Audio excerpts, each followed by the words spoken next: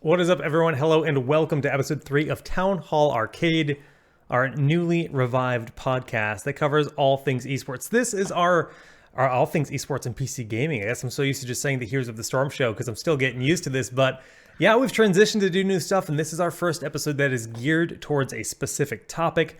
We're talking about the newest genre in competitive gaming, which is the auto battlers. Started with Dota Auto Chess, then we got TFT.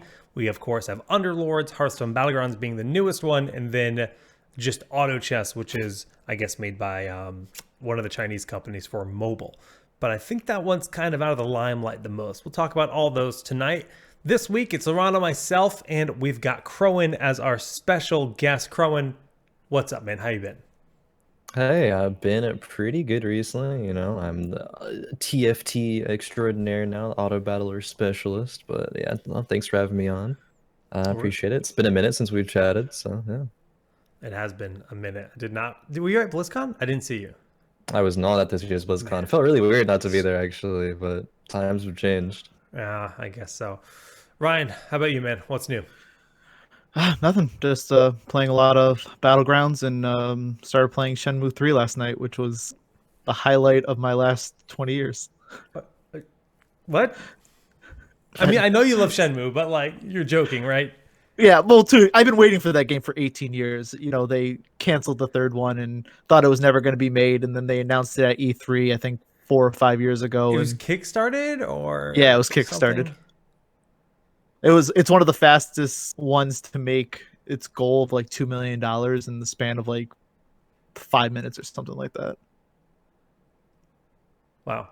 It was very fastly funded, and I'm very excited to play it. Wow. Okay. Is it good so Sure. far?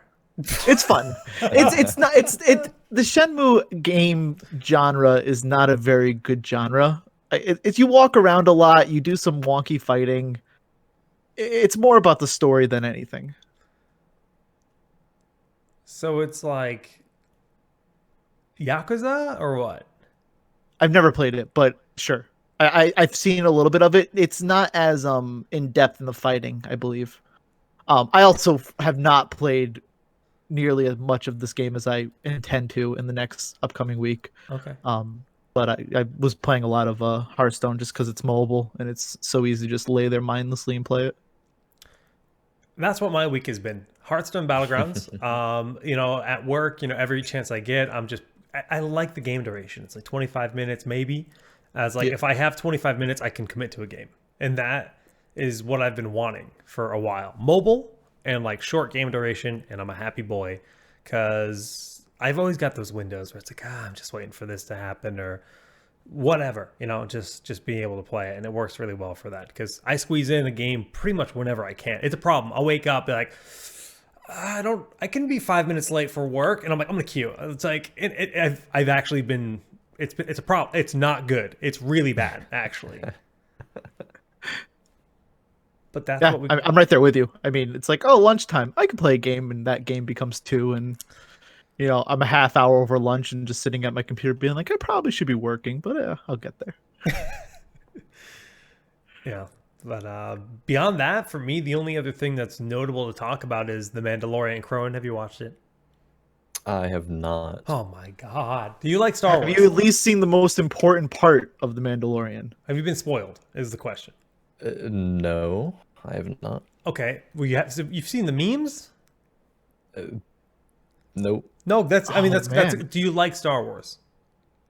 It's okay. I'm not like super into Star Wars, Okay. but So I you're would not. watch You're it not. if Okay. yeah. That's You're the same not. with me. I'm not a huge Star Wars fan, but I'm actually Yeah. enjoying this. But there's one Okay. character that is Yeah, we don't want to everything in life. spoil it. I mean, if you guys have seen it, you know what we're talking about.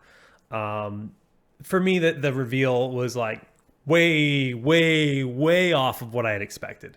Like not any guesses towards that, and I was super, super, super. Like I'm saying the same word like 8 times in a row. That's how excited I was because it made me scream like a little girl. Like, and it's only made me love it more than anything. Tone, like the whole tone of the show, I gotta say, is just primo. It's quiet compared to most Star Wars things, right? There's a lot of just ambient sound. The main character doesn't really talk a lot. His reputation is enough to kind of get who he is across, and people just see him and they know, and they like respect or fear him. And I really, really, really dig that, because that's what, the Mandalorian race is supposed to be. Khroen, just so you know, Mandalorian is like what Boba Fett is. Boba Fett is a clone, or actually no, he's not a clone. He's the son of Jango, who was a Mandalorian that was renowned. But we don't need to go into Star Wars lore, because I'm going to be incorrect on a lot of stuff. I spew shit out my ass all the time. And I'm already asleep talking about it. So. Good. But I'm eating it up. It's a lot of fun. But Khroen, you are one of the many people like myself that were affected by HGC last December, exactly just short of a year ago now, where Blizzard came out after BlizzCon, backed on their announcement of saying 2020 support, and said HGC is no more. Just give me that pro player perspective. You guys were top of the world in NA, kicking ass, and then you just had your world ripped apart. It was rough, actually. So going like a little bit of I suppose backstory myself. I was actually, before that whole announcement, a bit after Arthlon had left Heroes Hearth, I got really burnt out of the game. I was considering retiring after BlizzCon, but I kind of had a big internal struggle with myself, and I was like, no, I'm just like burnt out now, but after BlizzCon, whatever, I can reset.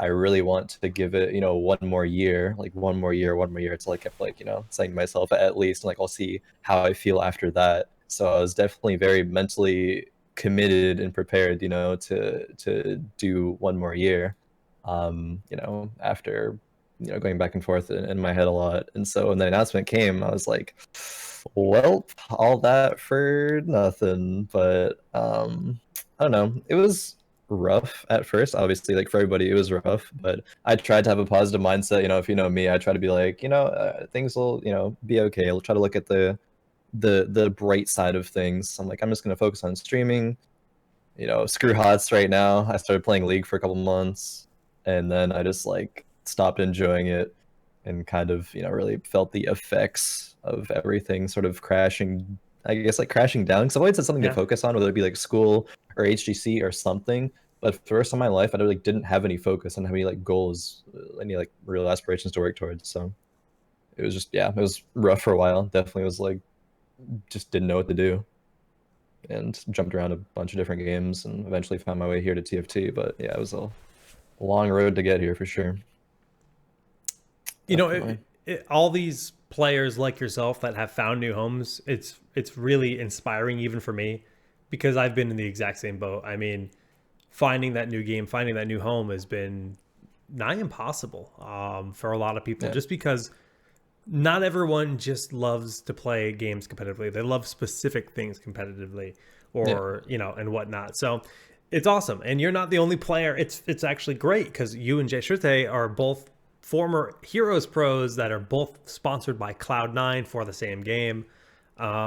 Obviously, your Heroes connections help make that happen, right? Knowing people at C9. Yeah, I would say to some extent, definitely, it would help for sure. Even just like being in the esports scene in general, helps you move on. You're like, desirable to orgs, having that LAN experience, having, some, brandability, marketability, things like that. So for sure, a lot of it. I know a few people there. So yeah. No, that's great.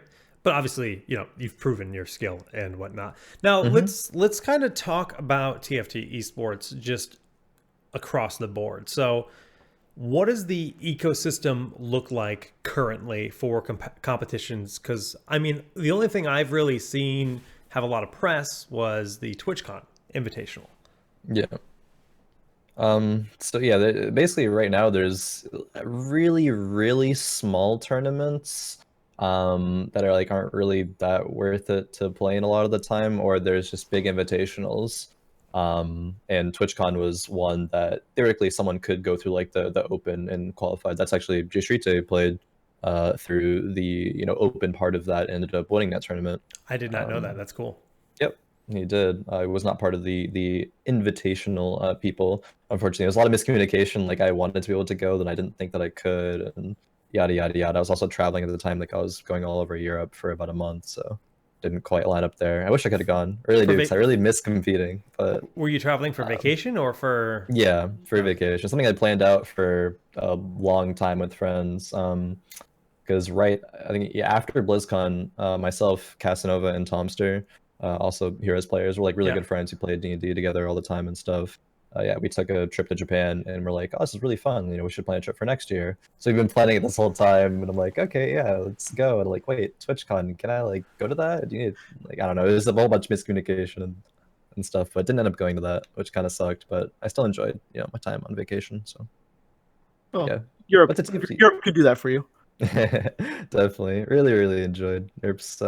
You know, been to Europe like competing and stuff before, so you get to see like a little bit of it, but not much, because you're just like in a room scrimming or competing, you know, tournaments all day long, on that grind. But yeah, for the tournaments, it's basically just invitationals for now, but they have plans for a competitive scene next year, in 2020. At what point exactly, I don't know, but they've talked a little bit about that.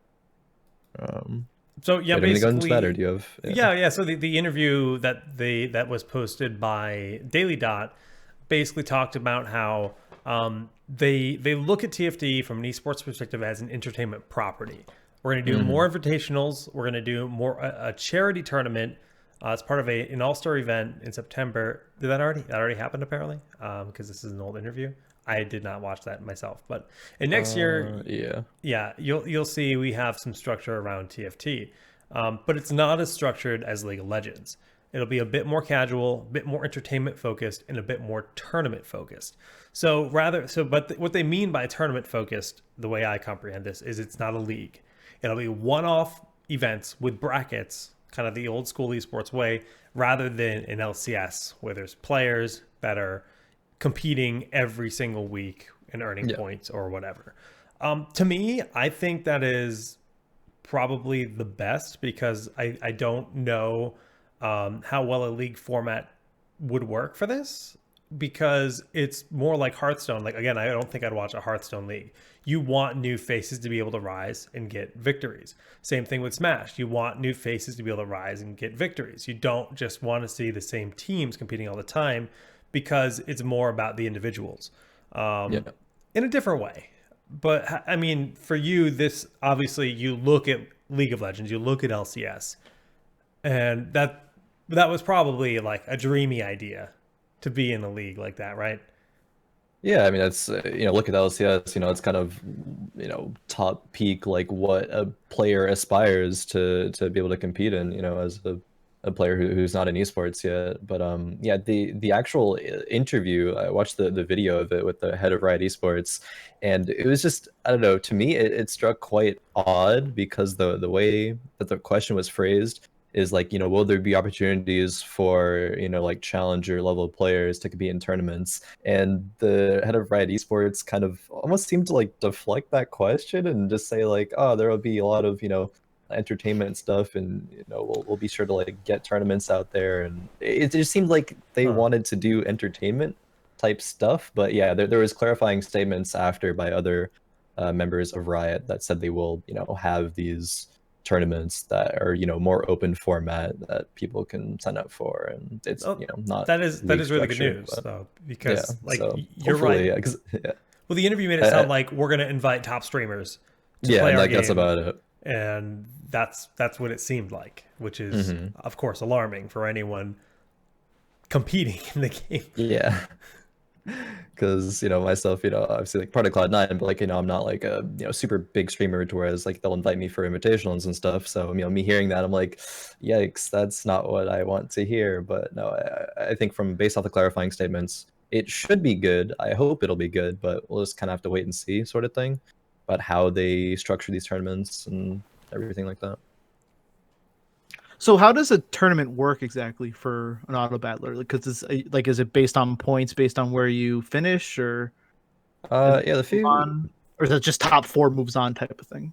Yeah, I've played in a couple of smaller tournaments, and formats differ. Some tournaments it was maybe a bracket of like, I don't know, 128 players or whatever, and for the first few rounds it was literally just top 4 of that one game move on. and it keeps going until finals. And finals, it's like a best of 3, like 3 to 5 games, and just based off of like placement points. Say I get first place, I win like 5 points, or I get like 8th place, like -3 points. It's just your collection of those points over the course of those 3 or 5 games. I just think is pretty standard, but there's been a bunch of different formats though that people have experimented with. Which is your favorite? Probably one to where like you don't randomly bottom 4 in a game and you're out of the tournament. Like definitely every round I would say needs to have multiple games. So any format that's play 3 games. The case, yeah, something like that. Like a double elimination type of thing. So like you'd go into a lower bracket, or you want like a best of 3, best of 5. He's saying the all 8 players would play 3 games and they'd tally up the scores, that. But that would be upper bracket. So then you could be knocked out again in the lower bracket theoretically, right?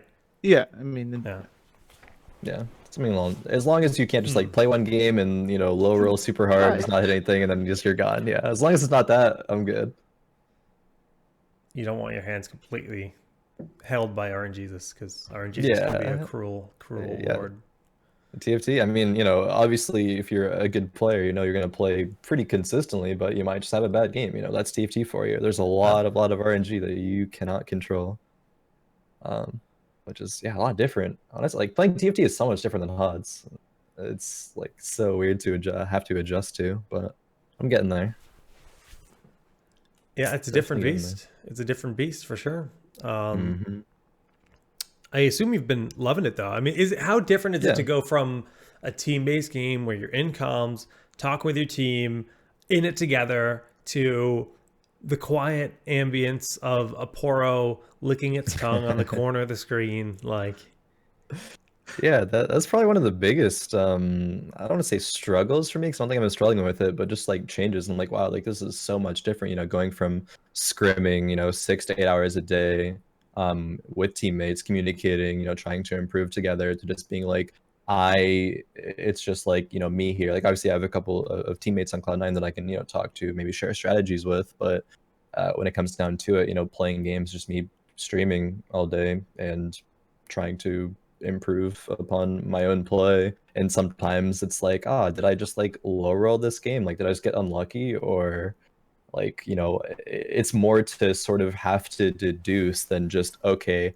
I didn't sidestep that skill shot. Like it's a lot more subjective than objective based, as say like a MOBA is. So I think that's been the biggest struggle for me in terms of having to adapt to this new genre of game. Yeah, I mean, that is night and day right there. That's so completely different. So props to you for being able to make that switch. Yeah, because I played MOBAs for like, I played League since season 1 of League, and then, played League for like 5 years, then played HOTS for another 3 years. And I didn't really, I played, other games. Like I'm a huge MMO fan, but I never, I played like a little bit of card games like Hearthstone. Which a lot of card game players are, really into auto battlers, and that transition's very interesting and appealing for a lot of card players. But for me, I don't really have that experience, so definitely very, very new. It's something I'm still always learning and improving with nowadays. Well, I think it's that ability to take a step back, like in card games. Whereas with MOBAs, it's a lot of making those decisions on the fly based on what you see. Whereas with, I don't know how TFT is as far as rounds go, but, I know with Dota Underlords, you had a good amount of time. So it was really taking that step back, looking at all your options, whether to roll, your economy, things along those lines. So I can see it translating pretty well from card games. Yeah, a lot of decision making, finding the best line of play, playing to your win conditions, stuff like that, for sure. Well, speaking of that, have you played any Hearthstone Battlegrounds at all? I actually haven't personally played it, but I've been watching a decent amount of it, watching Tides of Time play. He's like rank 1, well, not rank 1 world anymore, but rank 2 world. But he's very good. Yeah. Tides of Time, very good Hearthstone Battlegrounds player. Watching a lot of him. What are your thoughts? Okay. Initially, I saw the Hearthstone Battlegrounds trailer, and I said, this game looks like garbage. I thought it was actual terrible. Like, why? This is Blizzard's, like, I I have a lot of mixed feelings about Blizzard, obviously, nowadays. But I'm just like, maybe at least they're not doing a game, like 3 years late. They're trying to get onto it, but it's like, is this even really an auto chess game? Like, no, I guess it's an auto battler, quote unquote. But like, I had the literal 100% exact same feeling. But continue. I had to fight him to play it. He did. Yeah. But I mean, okay, yeah. Initially, I thought it looked garbage, but after watching Tides play it, it seems like initially, I thought it was garbage, but I don't think it's as bad as I initially thought. I think it would be fun to play it. Watching it, maybe not so much, but playing it, I definitely could see how someone could really, really enjoy it, really get engrossed and like addicted to it. But I'm just still not sure about the longevity of Hearthstone Battlegrounds. Like, say with TFT, comparatively, there's a lot of changes, a lot of things that you can do, but I just don't see how much you can really change up Hearthstone Battlegrounds. Maybe with like the heroes that you can pick. Yeah, but well, that's what they're already doing. They already swapped out yeah. 4 heroes for 4 new heroes, and each hero kind of influences how you play the game. Yeah, like there's a little bit of changes, but for example, like I'm excited to play Syndragosa because Syndragosa has a mechanic where if you freeze the minions that are being offered, so freezing is just holding them for the next round, they get +1/1.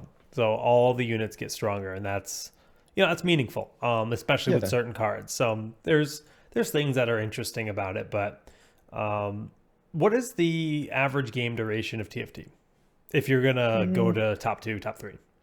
If you go top 2, top 3, I would say probably like 35-ish minutes approximately. That's reasonable. Okay. Yeah, very.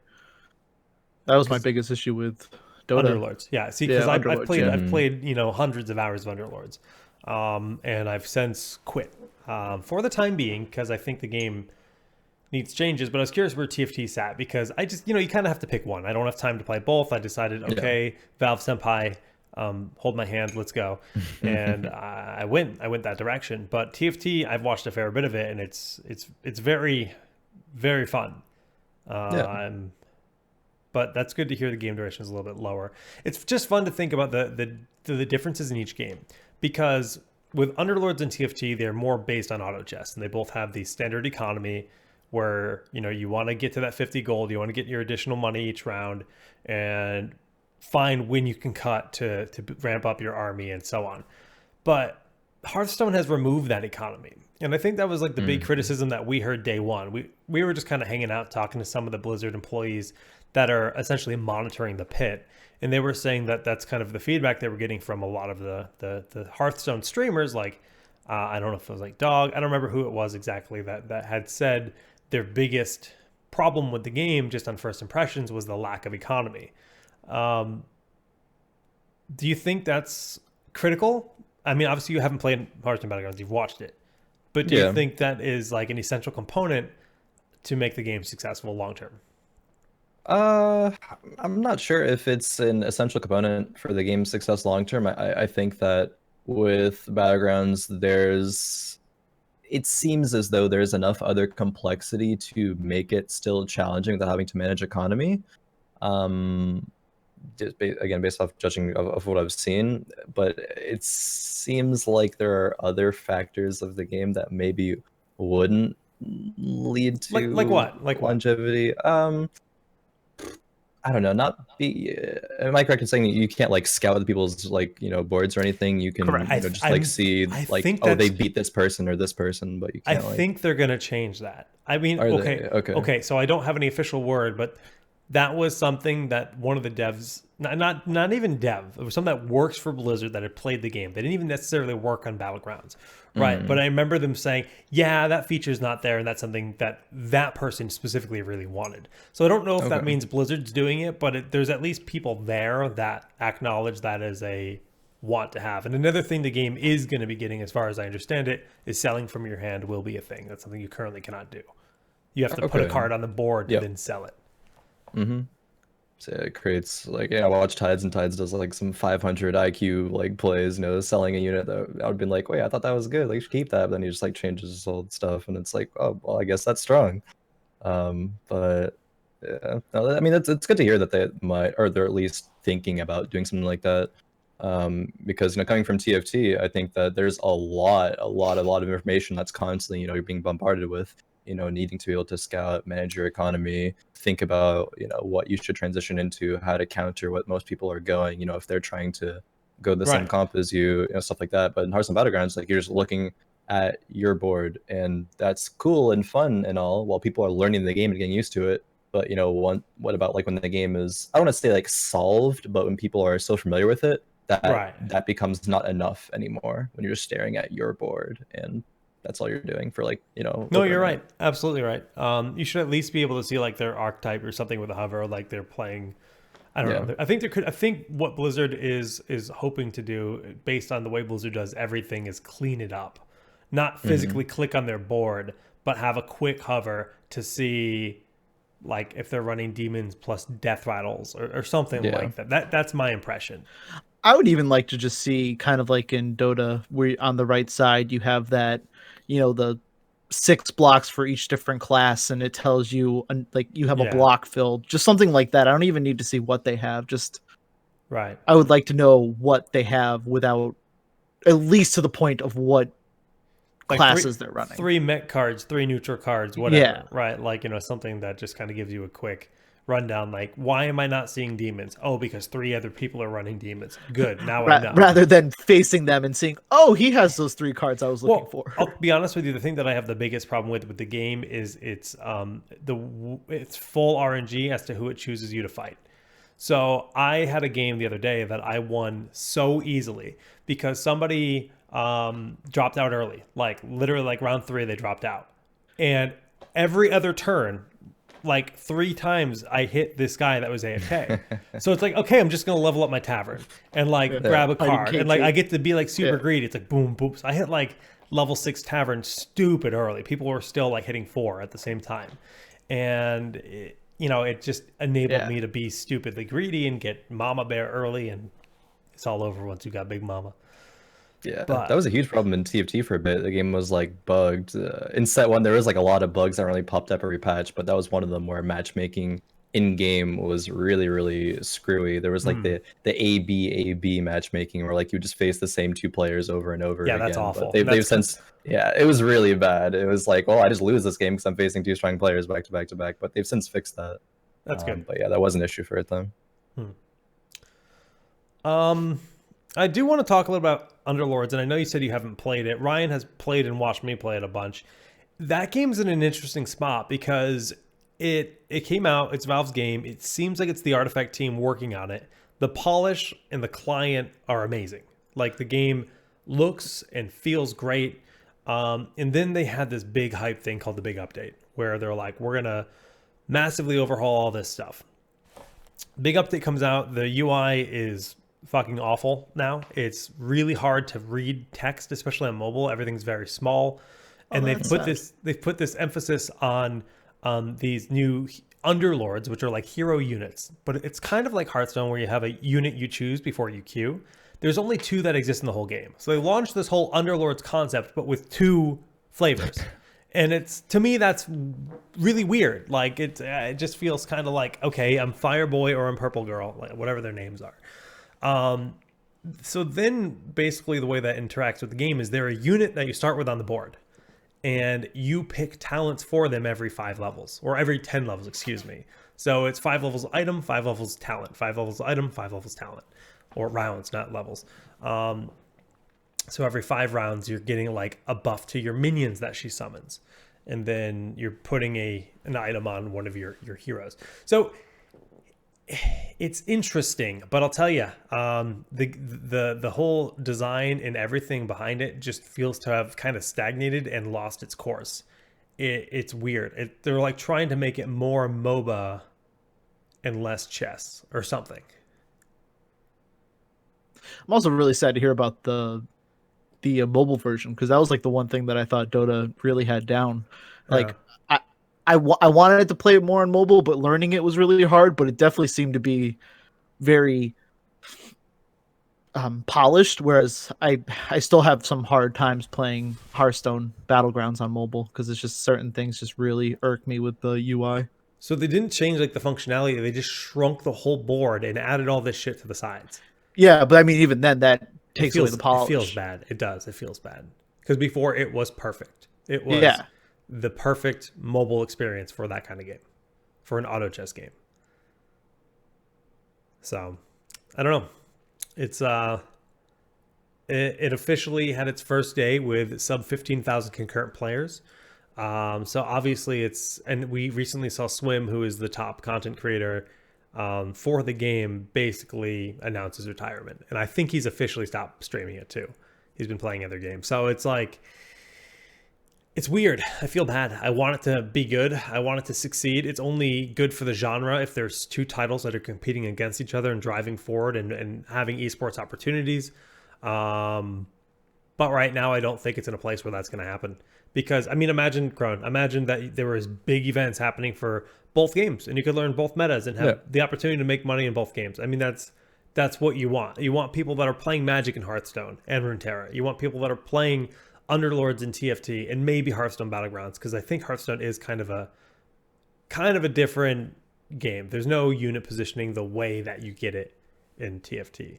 Yeah, similar concepts, but definitely a bit different game in general. But no, I definitely agree. I was excited for there to be a lot of competition of like Riot will feel pressured to keep improving and improving and improving. There's that healthy competition between two games, sort of a little rivalry there. But if it's going downhill, then that's a bit unfortunate to hear. I mean, I wouldn't say it's dead. I think there's still potential for Underlords to get there. But if you read the subreddit, all the comments of that, whenever anybody's like, why'd you stop playing or whatever, it's just like game duration. Everybody's like, it's too long. I can't play on my commute to work on the train. Stuff like that. That's kind of why my first question about TFT was, how long is the game duration? If the game duration is 15 to 20 minutes shorter on average, then yeah, that's a size. It's a lot more digestible for a lot of people. Like a large population of indie games is going to be like casual players. So if there's no players playing the game, then that's just a huge decline already. And if they're not wanting to sit through 50-minute, 60-minute game, it's just not it. And there's not a mobile version yet. They're working on that, correct? Next year, yeah. For TFT, Yeah. Okay. Not yet. They did make a statement originally saying that they really wanted to focus on their PC client and make sure that that's at the place they wanted to be before they do. Obviously, they were probably like working on their mobile version already, but before they put too much into that. No, that makes sense. Yeah. You can't fault a PC gaming company for that. Don't you guys? Yeah, it's right. Like most of all of their fan base is PC gamers. So. Did you guys see sense to cater to that? The Path of Exile mobile dev video? I've heard. I didn't see the video, but I heard there's a bunch of PoE they stuff. They throw so much shade at Blizzard. Like, I can imagine. Oh, I heard was it the phones comment? Yeah. Well, I mean, yeah. I'll have to link it to you guys because they just straight attacked Blizzard like again and again. It was funny. It was done in a funny way. That's what PoE is meant for. They're literally meant to be an attack towards Diablo. Yeah, well, obviously. That's why they were created, yeah. Yeah, there was a guy whose his job title was Mobile Fall Guy. It was great. Anyways, back on track to just kind of talking about the ecosystem. I think it's interesting. It's an interesting spot, and I guess the one other thing that's relevant for TFT is with Runeterra coming out. And obviously Runeterra isn't an auto chess game, but it's Riot. It is a card game. We talked about how there's a lot of player base sharing between there. Personally, do you think that's going to be a beneficial thing where people might get brought into Runeterra from Magic and then give TFT a try? Or is it just competition? I don't know. I guess there's pros and cons of both. I'm not like as much informed on everyone's thoughts that are sort of in this card game environment. Like I'm relatively new to. I mean, everyone's new to auto battlers and everything, but I don't know. I think I'd like to say that it's going to be a good thing. I think a lot of attention is being grabbed by Legends of Runeterra. Personally, I have played it through the couple of little beta sessions they've had. I think it's a lot of fun, and I know a lot of the people are enjoying it too. So if that attracts attention to Riot in general, as well as whatever other games they're making, and then brings people to TFT, I think healthy growth of the game and more people playing and more competition, I think is a good thing. Personally, I'd like there to be more competition. Raises the rate at which everyone's improving. That's true. Which is good. Yeah, that was like one of my biggest things with like HOTS was like it was comparatively to like League, I suppose. There's like so many people playing in League where like everyone's improving at a much faster rate on HOTS. It was definitely a lot slower rate of improvement between everybody. I mean, the entire player base always felt out of the loop, right? Yeah, With the meta, definitely. and that So was no one's very improving, which means aspiring players are going to be improving at a slower rate. You're not going to get as good of practice. It's just all falls along the same sort of lines there. So would you say that the elo system in TFT is good? Does it feel like all the players in your games understand the meta? Yeah, I would say so. Queuing all through last season, in Challenger, maybe there was like, I don't know, there could be like one player who's maybe like, just not as good, but it's kind of hard to tell in TFT because even like a really good player can have like a bad game, or a bad player can have like a good game if they just like get a really nuts start. So Right, right. it's definitely a bit harder to tell there, but it definitely seems like the quality of games is good. It's just the only issues have been these things throughout set one, like I mentioned earlier, the AB matchmaking, just like things that they've Riot has worked on and improved on to make the game just a better experience. But yeah, matchmaking itself feels good. Good. Especially if you was the matchmaking issue before that you were having, was that just matchmaking within the game, or was that Yeah, also within the matchmaking? game. Okay. Yeah, just within the game, playing against the same two players back to back and being like, this is frustrating. I lose because of this. This comp counters me hard and I have to face it again. Yep. And then, Feels this person who just, rolled super high and yeah, I'm just dead. I do like TFT for their like comeback because the carousel system is really cool. And Yeah. I wish that other games had something along those lines, because man, is it frustrating to be at the bottom and just there's so many times where in Battlegrounds I'll start to try a composition and it doesn't work, and I say, okay, this is going to be an 8th place game, and there's nothing I can do about it. yeah. It seems from watching Battlegrounds, you can die really fast if Yeah. yeah. So it's definitely like, okay, game starts 5 rounds later. Yeah, I'm suddenly like 2 HP. Like, if there's one more, I'm dead. How do I get here? Like, Exactly. It I is a definitely like the frustrating carousel part. mechanic. Yeah, Yeah. that is really good. And it's fast enough. That is actually, I'll be honest, the first time I played the game though, the first thing that really shut me off, like, or turned me off, because I was like, what the hell is happening? It was like really choppy on my PC. The game was like brand new. It was like kind of sluggish. But I think the concept is very good. So Yeah. speaking on concepts, all these games have a slightly different concept long term in terms of keeping the game fresh when it comes to mixing up the meta. So traditionally, when we look at card games as the sample, it's like a new series of cards comes out, and eventually they retire old series of cards. Very organic. It's worked. It's tried and true. But this is the Wild West of this kind of content. And Underlords has gone forward with what's called the jailbird system, where every day, like 9 to 12 heroes at random are put in jail, straight up. Like, they just are out of play. So every single day, the hero pool is different. TFT is doing quite the opposite. They're saying, hey, look, season 2, boom, brand new hero pool completely. And then Hearthstone has already shown that they've already rotated 4 heroes out and brought 4 in. How much this is them kind of figuring out balance. These heroes suck, whatever, we don't know. But that does seem to be their long-term plan of adding retiring cards, adding retiring heroes, and then rotating them on it seems like it'll be a semi-active schedule, maybe like bi-weekly or something.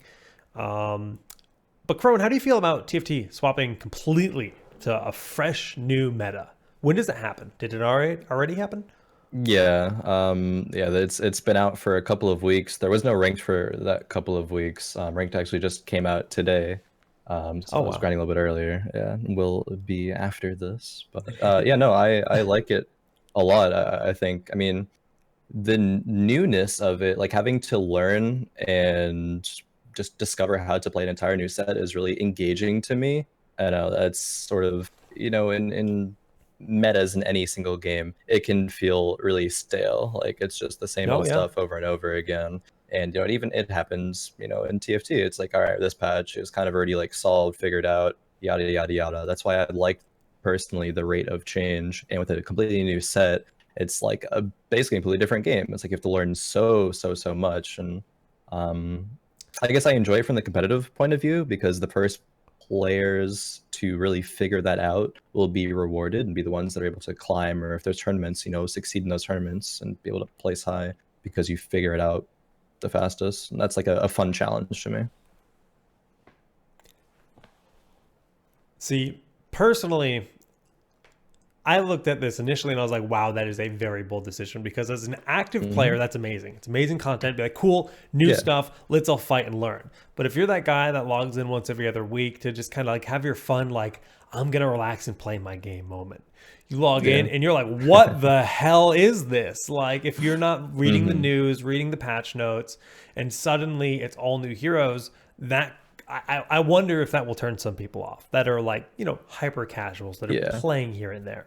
It's interesting. It definitely has. I think even the rate of change in set 1 of TFT, like they were making, like weekly patches. Like they had their like, big patch. They had their like B patches where they would still change a whole bunch of stuff.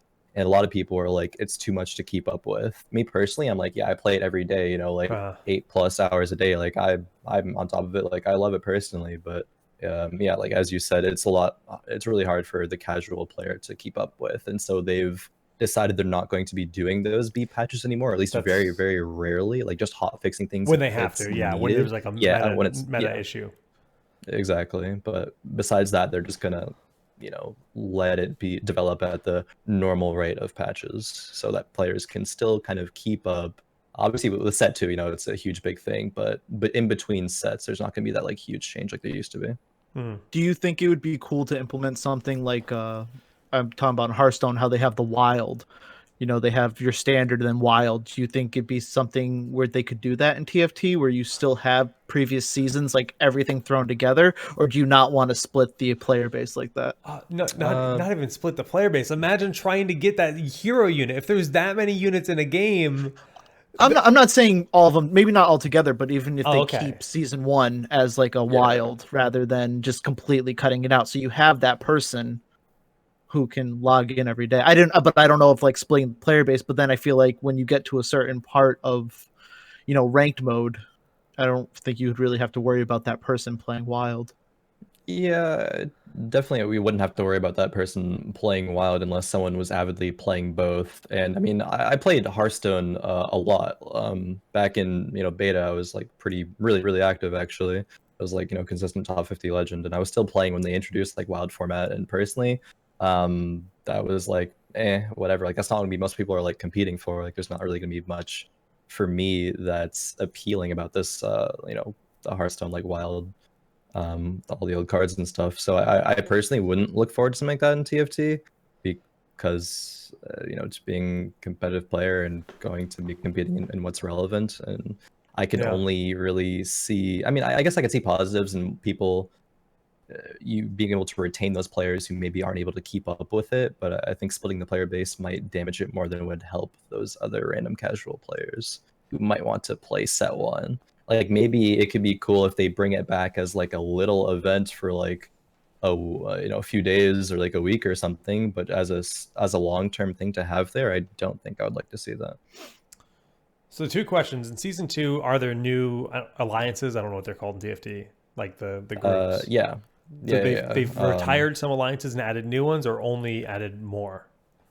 I think there's only 3 returning classes, and there's all new origins, like elements like they used to have. I don't know, like the demon gunslinger and gunslinger's part of the classes, and the only classes they've returning are blade master, rangers, and assassins. But yeah, they have all new, like everything's elemental themed now. It's like crystal or ocean or cloud, etc., etc. So all those are new. So I kind of what I'm thinking they'll probably do is probably blend the seasons together. So season 3, set 3 might be a mixture of what set 2 is in set 1. Or maybe that'll happen in set 4. But I think eventually we'll start to see these sets get mixed and matched because people are going to want to see those hero units back. And Riot has a finite amount of heroes they've created. for the game, right? Yeah. There's no new heroes, right? It's all League of Legends heroes, correct? Yeah, it's all League of Legends heroes, but they do a cool thing where they use specific skins to determine the like origin of Oh the wow. unit. Because cool. there's a few returning units. Let's give an example. Rek'Sai was a Void unit in set one, but now Rek'Sai is a Steel unit, and they use, I forget the skin name of it, but one that That's looks like so it's a smart. Steel. Yeah. Yeah, So there's a lot of I'm installing TFT tonight, reusability. boys. That is like, yeah, I think that's a really cool way to do it, and that's really smart because a lot of people had the question in the inception of TFT, like, oh, are you gonna add skins into the game so we can change how our characters look? They're like, no, we're not doing that because we have plans to use skins down the line, and we see that now with their set two. So I think it's really smart, adds again a lot of reusability, and it's frankly just like cool. I'd like to see Vladimir as an ocean unit because he has the like I forget the skin. I don't know that any of the skin names, but he's like an ocean themed hero or unit. That's shit. That's brilliant. Why are you my doing this to opinion. me? Why are you making me install this game? And, I mean, that's why we're having this conversation, because it's fun to talk about all these games, and they're all very different. But, that's compelling. I like that a lot. And I can see what you're talking about as something that grinds the game a lot. Having something all new and fresh to play towards has got to feel rewarding. Yeah, it's also good as a content creator for creating guides, tutorials, etc. Mm-hmm. Yeah, I've actually started. I'm doing a lot more content stuff in terms of guides. Like I do YouTube stuff now. I did before I was on Cloud9. I did some like, yeah, it should just be youtube.com/Khroen. Love it. Yep. YouTube. I do guides. I have a new set 2 guide on how you should approach set 2 a lot differently to set 1 on my YouTube. And yeah, I'm gonna be working on a lot of other stuff in the future. But yeah, like even before I was signed to Cloud9, I did like some freelance writing guides for various websites and stuff. So yeah, just a lot of content grind. A lot of content grind recently for TFT.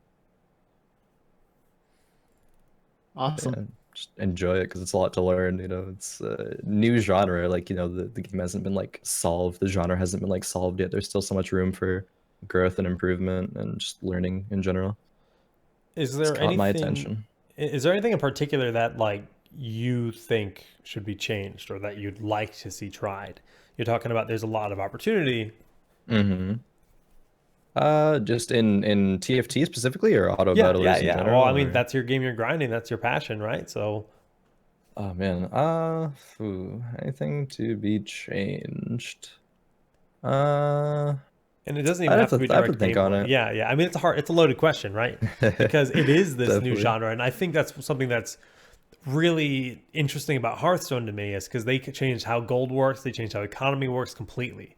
The higher tier units aren't more expensive, right? It's all about leveling up your tavern, and that's a completely different vision for a game. And I thought it's the same idea, but it's still fundamentally so very different because the way your economy ends up working varies depending on which hero you're playing.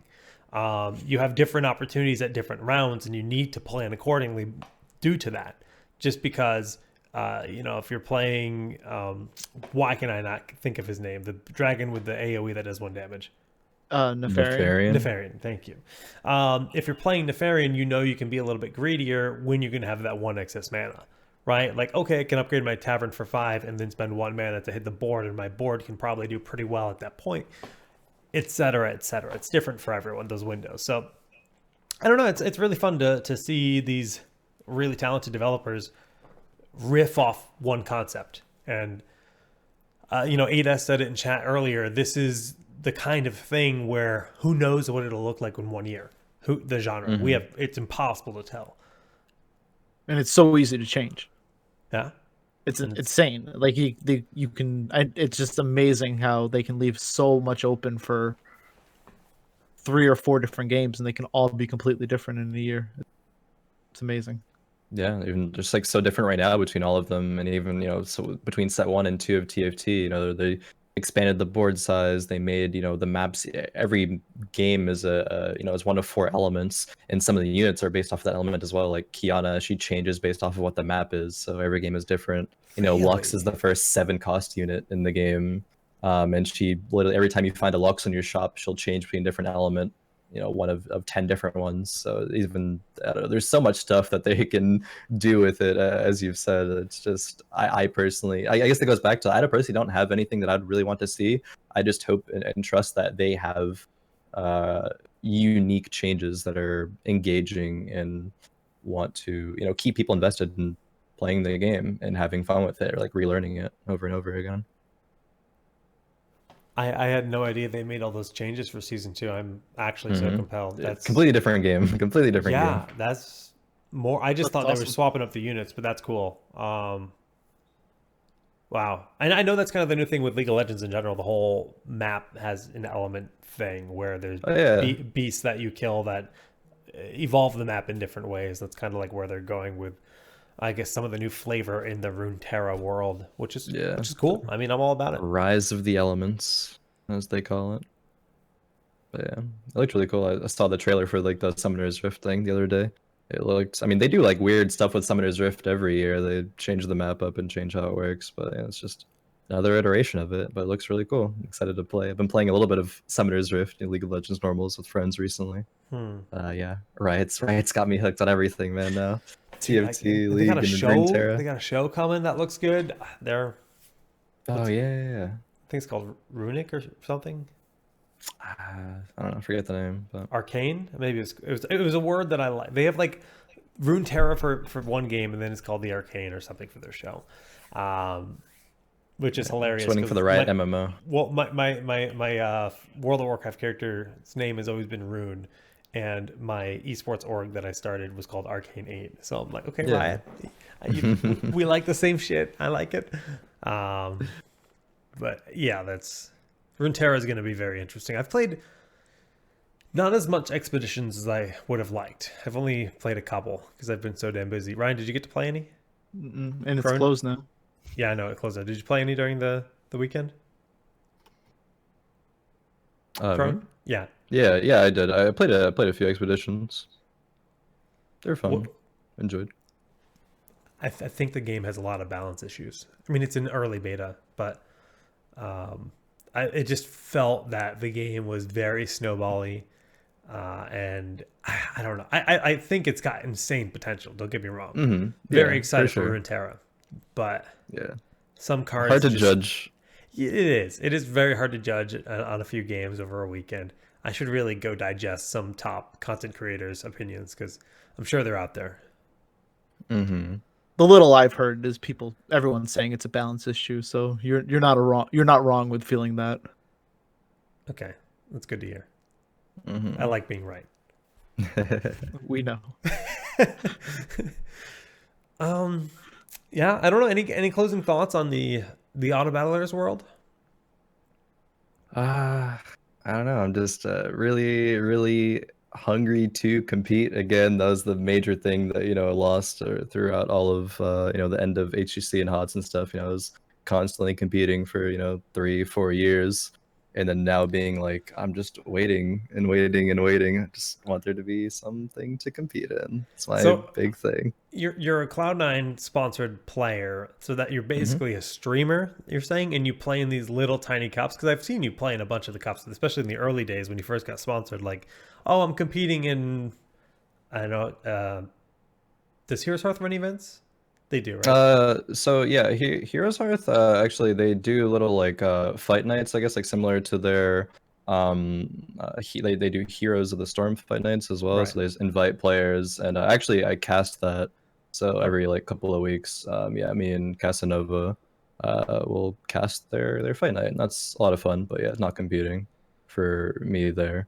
But in terms of other competitions and stuff, yeah, there's been just like small tournaments, and it's cool and all, but it's nothing substantial. And there's even like I haven't been competing in those for a little bit because it's really not worth it that it's like much. You commit a night to maybe make $50 kind of thing, or what? Yeah, commit a night. I mean, like it's cool. It's like good practice for like some tournament formats, but there's not like always gonna be the best players there because not a lot of people value that. So it's like, why am I playing it if I'm not playing against the best players? Like, I'm not really improving that much through doing this. So yeah, when there's tournaments that a lot of the top players are competing in, that's like, that's just where my hunger comes from. It's where my drive and competition really Well, it's legitimate at that it's point, able to right? take off. Yeah, Yeah. yeah, yeah. Yeah. I'm never like, like satisfied with wanting to, just be, middle of the pack or like barely make it there. It's my mindset all throughout Heroes too. Like I want to be best in the world. And if I'm not able to achieve that, and like, so be it. Right. But at least like I'm trying and giving my all to, want to be best in the world. I'm That's pretty always my sure goal. you wouldn't have been picked up by multiple top esports orgs over the last several years if you didn't have that mentality. So Yeah, I'd say so for sure. cool. Well, hopefully we'll see more happening in the esports scene. Obviously, Riot has promised some stuff for 2020. But this year, yeah, it's going to be a slow winter for the competition grind. I don't think we'll see anything in December. Yeah. Arcane Probably 8's not. coming back to run turn, Mr. TFT. Let's go. Ooh. Hell yeah. Just got to find that money. Ryan, any final thoughts? Anything you want to talk about that we haven't discussed? No, I'm excited to try TFT after tonight's conversation, especially hearing that the games are only about 35 minutes. I watched very little of it. I haven't played any of it, but that's very appealing to me because that was my biggest gripe with Underlords. Mm-hmm. Was just I couldn't, you start playing and next thing you know it's an hour and I don't have the mental capacity to sit there and focus for that long. Yeah. It's great if you're feel at the DMV, you can get 4 games in. Yeah, imagine maybe more than that. Who knows? All right, guys. Well, we'll obviously touch more on this in the future.